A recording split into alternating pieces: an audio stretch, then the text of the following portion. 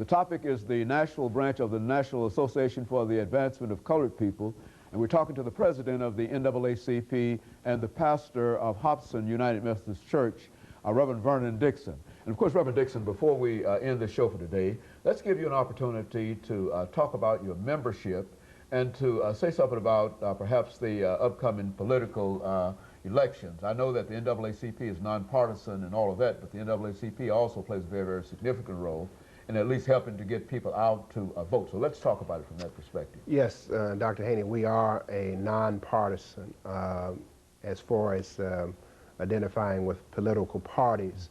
But I would venture to say that there's not an organization in this community that has registered more voters than the NAACP. And it is one of the initiatives that is an ongoing initiative for us in getting people to come by, to getting people registered to vote.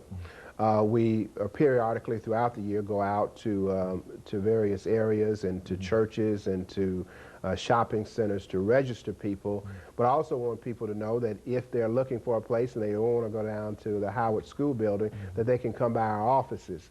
Our office is at 1308 Jefferson Street. There are always applications there for them to vote. Two things when people walk through the door. We ask them if they're registered to vote, and we ask them if they're members of the organization. Let me take this time also just to kind of let you know what our membership, we have various levels of life membership. The life membership is $750. A person can pay that at one time, or they can pay it over a 10-year period of time, installments of $75. Just a regular annual membership is $30 a year, and we also have youth memberships, which are $10, which include the magazine, The Crisis. They can drop by the office, they can call the office, or they can even go online at naacp.org to get a membership application to be able to join. As we move in this coming year and looking at some of the things, particularly around the political, we've got to focus some areas around disenfranchisement. We have a large number of African-American, particularly African-American males, who, because of an arrest record, have lost their rights to vote. We've got to find ways to get those individuals back in, because we can make a tremendous impact in the next election. And it is critical. We know from the last election the impact that minority votes had upon that. And so we will be using this coming year to continue those registrations and to continue to get out information. We think it's important for people to, in order to make the right decision, to have the right information. And so we do have a political action committee that will be working over the next year to try to get the information out as it relates to voting. You know, Reverend, one of the things dealing with elections and voting is that so many of our young people, and of course not only our young people, but so many people believe that their participation in the voting process is not important. Speak to that and tell them how very, very important it is that they participate. It's very important, and it's not only important for them to look at it from a national level, but even on a local level. We just finished with an election, and when you look at the kinds of block voting that other organizations and other groups do, that if we use that same kind of leverage, we could have a tremendous impact to make sure that we can have leadership that is responsive to the needs and the concerns in the community. When allocation of dollars start taking place, they base those allocations on where people vote and how it is. So we think that that's very important. And we think that it is because of the work of the NAACP, that particularly in Nashville, that we have the kind of diversity on the council that we currently have, that we have representation that continues to be responsive to our needs, and that's because we do go out and vote.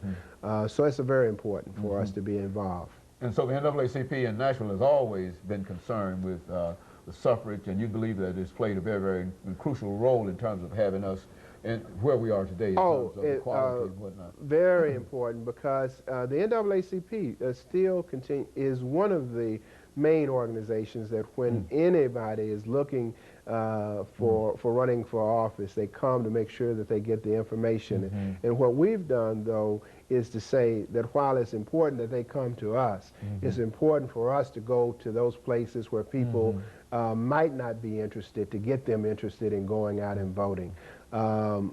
If you look at the last election, particularly the last presidential election, the efforts of the NAACP did a great job in bringing people out and getting them out to vote. So not only do we register people, but we work very hard in getting them out, not because we're trying to get them out for any particular candidate, but because we believe that it's important for them to go in, because when you look at the struggles of our people, many of those things that we've been able to overcome have been because we have used our ballot more so than the bullet. Okay, very good. And so the vote is much more important than just one individual casting a vote, because when that one individual vote is cast, it means that it joins other votes of similar-minded votes. And it not only does it join other people, but even in the individual, I know every time I go in that voting booth, I remember that there were people who lost their lives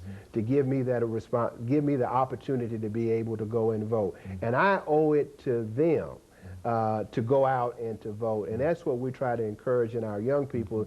You know, many of our young people are experiencing a lot of comforts in life today where people have given up their lives, and where particularly the time and the effort and the energy of the NAACP has made that a way. And that's a way, I think, of being able to provide a tribute to what others have done and what this great organization has been able to provide for people. And so you've got an education committee that attempts to reach out and at least prepare young people and others about what the NAACP is all about. Well, we do that through our youth works and through our college campuses. The education around issues around voting is done with our political action committee. Our education focuses on education issues, but it is our political action that helps to make them aware of the issues that they need to be concerned about. You mentioned your ACT-SO program, and I think you're talking about the revitalization of that program as well as campus activities on two campuses. Talk about that. Because our ACT-SO program is where young people compete for scholarship dollars in areas around drama, essays, technical issues, and each year at the national convention, kids go and compete. Reverend Harold Love heads up our current ACT-SO. And we're looking forward next year going in. The last couple of weeks I've been talking to some companies in the community trying to get some support so that we might be able to carry a quality team. But it also gives them an opportunity, regardless of whether they compete on the national, it's about a discipline. And it's about us saying that we're supportive of them, we're encouraging them, we bring them together to let them know that they compete in the highest levels in the academic arena as well as any other of the arenas that we normally hold our kids as being competitive in. And so over the last minute and a half that we have here, you think that the NAACP is ready for a revival here in Nashville, and you're ready to lead the way toward that revival? I think we're ready for a revival because we need a revival, because the conditions between the haves and the have-nots are getting wider. Some of the gains that we've had in the past, we're beginning to slip away. And so it's an important time for people in this community to get behind the NAACP, to come together, for it is a place where we come, we talk about the issues, we inform, we educate each other, and then we go back out to make a difference. So I want to encourage all of your listeners, if they are not a part of the NAACP, to come by our office at 1308, get involved with one of the committees, help us make Nashville the kind of place where all Nashvillians are respected and the civil rights of all of those are honored. Okay, and of course the next meeting, your next meeting will be we have our executive committee meets every second Tuesday, and our general membership meets on the fourth Tuesday at 6 o'clock. For the rest of this year, we will be meeting at Corinthian Baptist Church. It's on the corner of 33rd and Batavia. Very good. And of course, Reverend Vernon, let me thank you for bringing that information by to us, Reverend Dixon, and encourage, because you know we're running out of time here, but we're encouraged by everything that you've said in reference to the organization, and I think that more people will support that organization. Thank you for this opportunity. And of course, let me thank our audience for tuning in with us, and let us encourage them to tune in again next week for another informative edition of Comments. Thank you and good morning.